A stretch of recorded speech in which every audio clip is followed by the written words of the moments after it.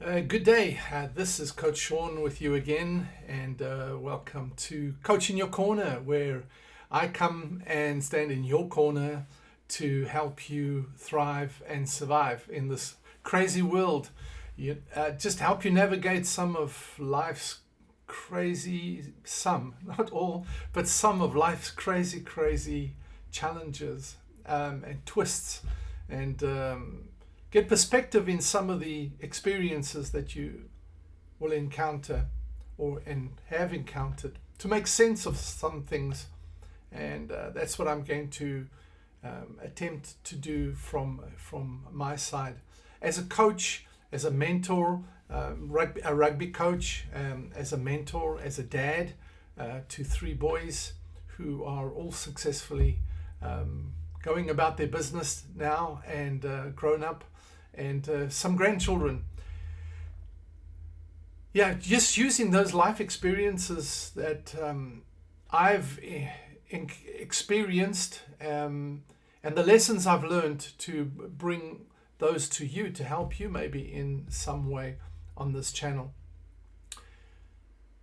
A number of years ago, like 15 years ago, I think it was, closer about there, my youngest son, we were living in another country at that point in time.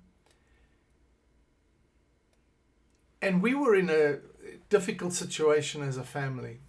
There was a huge transition that we were going through. We had left South Africa. We were living in a country waiting for immigration to come through to come here. And that was taking years. So we had to live in this situation that wasn't ideal for a family. And my youngest son, he was very young at that point in time, wasn't even in high school. And in this situation, the pressure was tremendous. I was under a lot of pressure.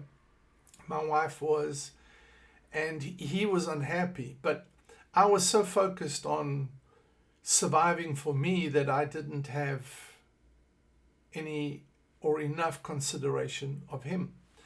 And at that point in time, he kind of triggered me. I mean, he was pushing all my buttons and making life like really challenging for me. And let me turn this thing off, otherwise it's going to bother me. So not even an important message. So I was getting angry. He was just pushing the buttons. I was going through this difficult time and he was pushing my buttons, and I was getting like really angry with him. And at one point, one day I just stood there and I said, why, just within myself, why am I being triggered? Why is he triggering me so much? And when you get the answer that's not the answer you were looking for, the answer comes in the form of a question. And deep down inside of me, this question rose up. Why are you being triggered? And suddenly the realization hit me it wasn't him that was at fault, it was me. I was the one being triggered. And this kind of light dawned on me is, hello, who's the adult in the room? Who's the mature one? And I realized that I wasn't displaying much maturity. I was being self-centered. I was being selfish because I was living in my little cocoon about all that I had experienced, was going through, and the what would we say, the unsurety of what lay ahead. But what I didn't realize was that he was experiencing it as well. I should have, but I didn't think of it. And his two brothers had left, and he was now struggling with that whole situation. His life had been upended. We had moved, his brothers had moved, and suddenly he was alone, and this all impacted him. But that voice from within that just rose quietly up and said, why are you being triggered? And I realized, I'm being totally immature about this situation. I should be the mature one. And so I made a shift, and I began to apply the things that I know to do but hadn't done it with him at that stage in time. And so I was able to help him, in fact, transition and find focus and direction. And he settled down and became a star student in that country before we left.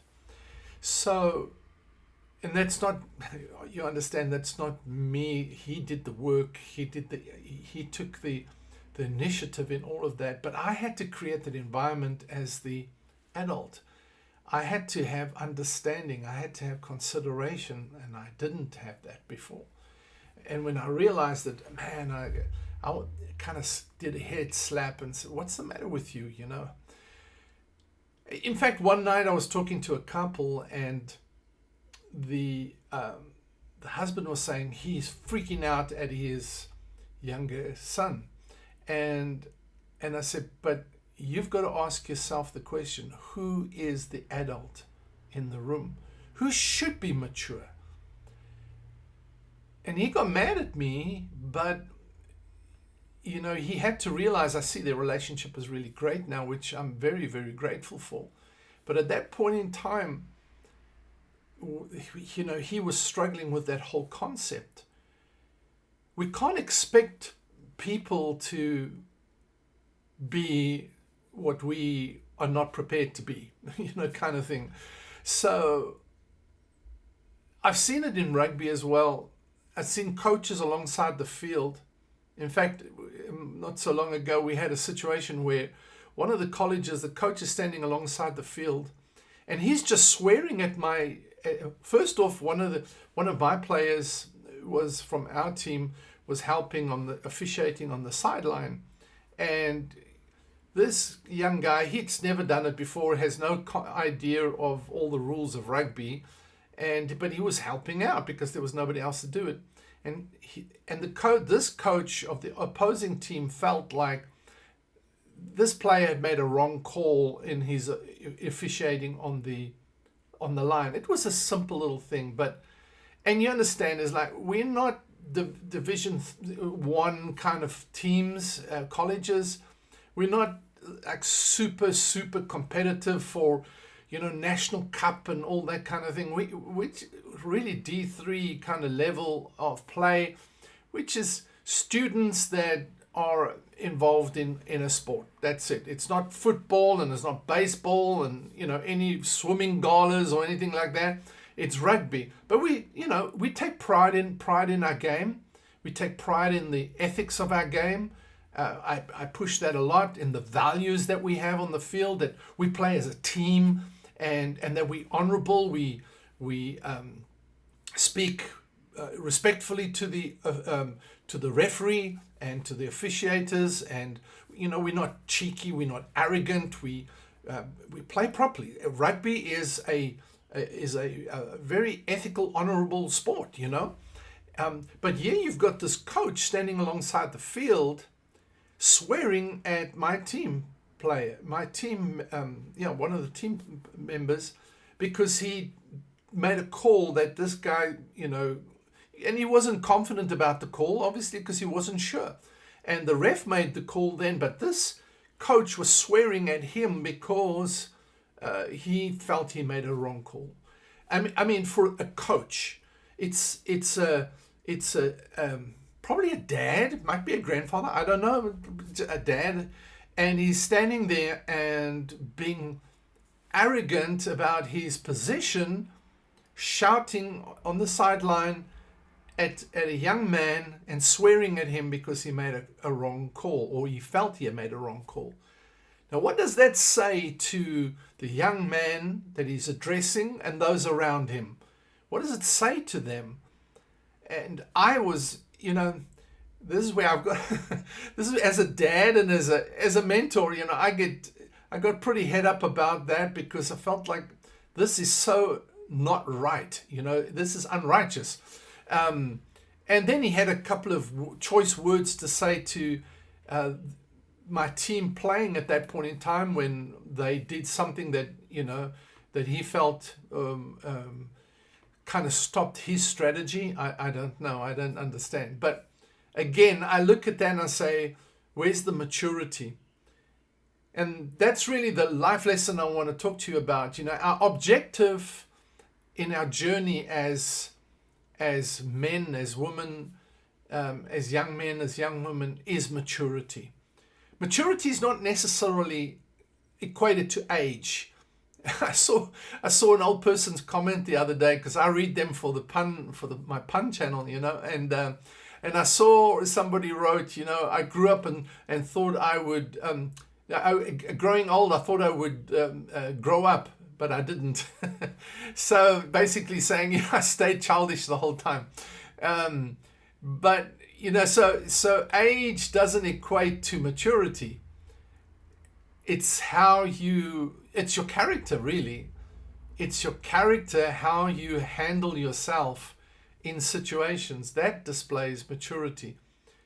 We talk about emotional intelligence, but we could also talk about, political intelligence. We could talk about, there's a couple of others. I can't think of any of them right now, but you know what I'm talking about.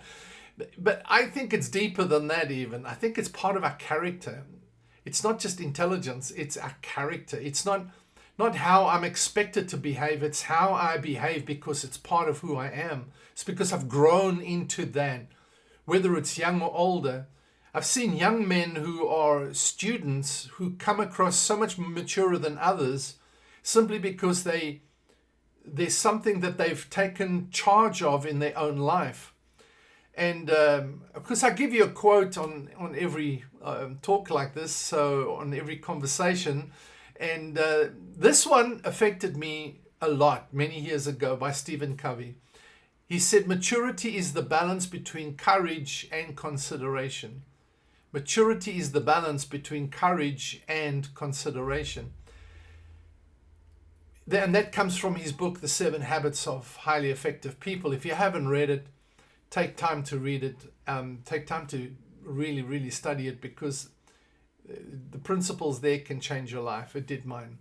So what is courage? Courage is the willingness to have a conviction, to speak that conviction, to act on that conviction, to believe in that conviction, to be a person of conviction, not compromise, but of conviction. To have courage that in the face of everything is I will not compromise my convictions. But it's balanced.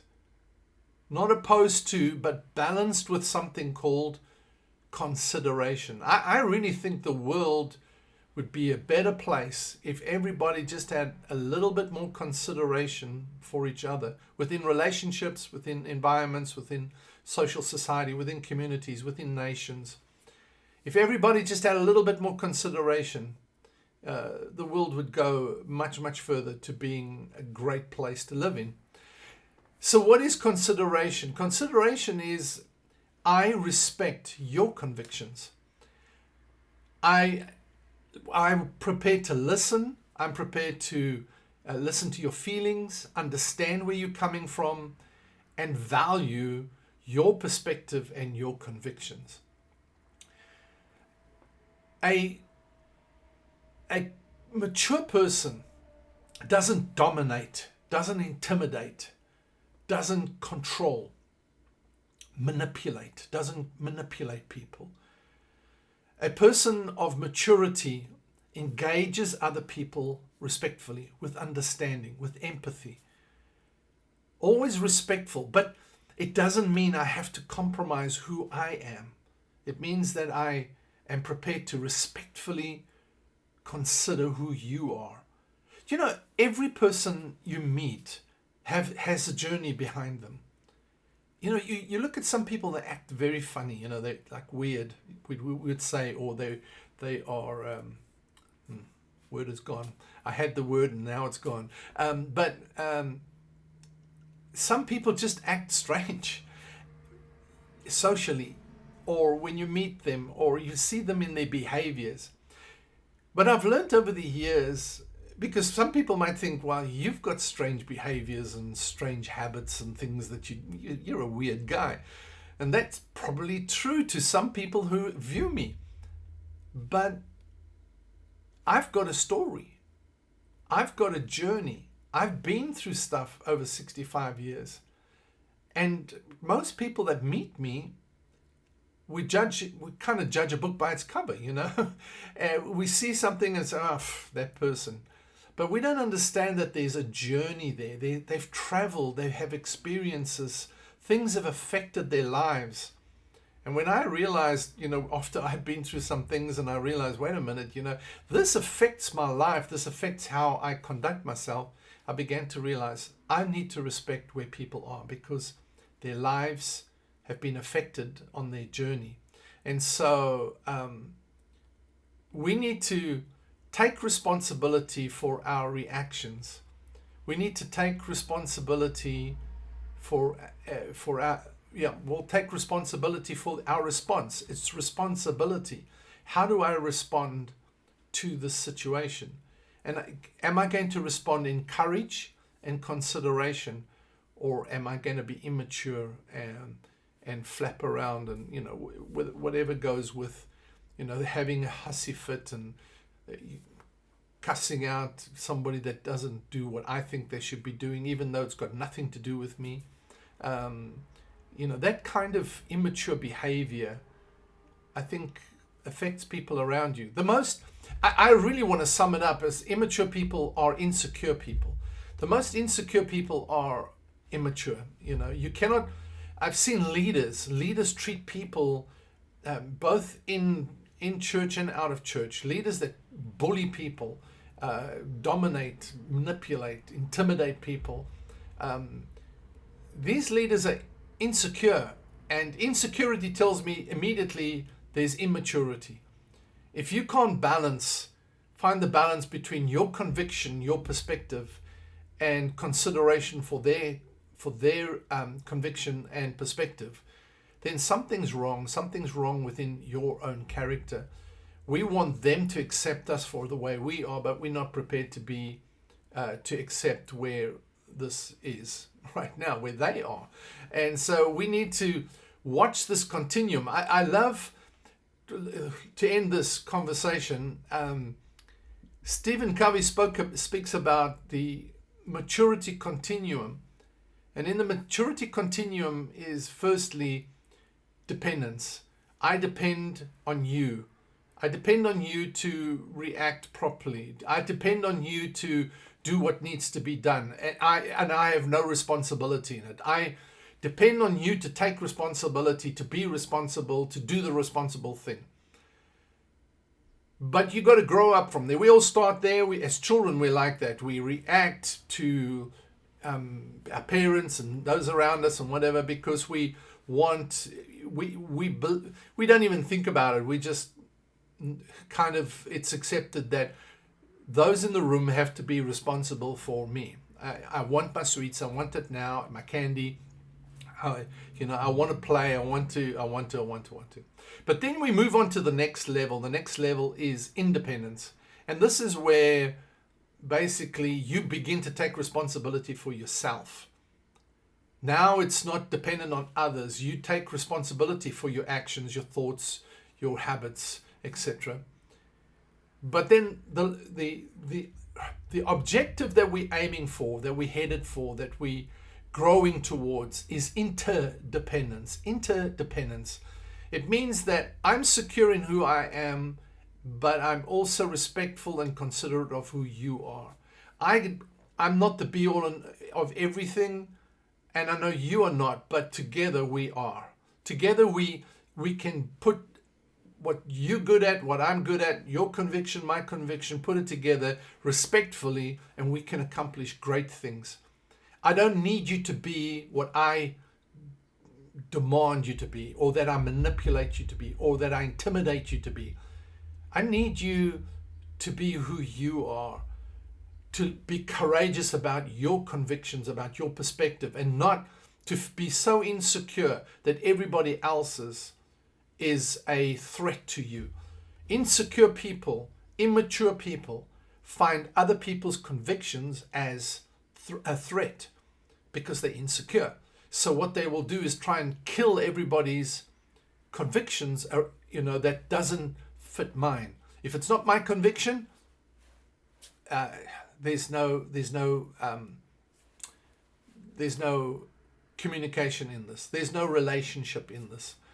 And that kills growth, that kills inspiration, that kills great relationships, that kills great teams. It just kills it straight away. All creativity dies right there. So in my conversation today, I've covered a lot, but really the focus is our objective has to be maturity. We have to grow into that place where we can come to interdependence. With my son, I had to grow up in something. I thought I was mature until he triggered off some things in my life. And I just realized, wait a minute, I'm the one that's lacking, not him. And so I had to step up. I had to make some swift changes in my life because he's my son, and begin to journey with him and help him to become the best person that he can be, not the best person I want him to be. And he did, and I did, thankfully. So I'm not sure I've got maturity in every area of my life. I'm working on it, but it definitely is there. So we'll probably touch on this in the future sometime again, because I think it's such a vital, and there's so many things that go packaged into that, and we'll talk about them as we go along. But hey, thanks for hanging hanging with me today, hanging with me today on this chat. I'm doing this without any edits. I'm just talking, sharing, and putting it out there. And I trust and pray that you really get something, even if it's just one thing, that one thing sits with you that you can take away, act on, make it part of your life, that makes things around you better, makes you better, helps you to not just survive, but to survive and to thrive. All right? So that's from me, Coach Shaun. I'm in your corner. every week I'm in your corner. All right? Until next time, let's talk again.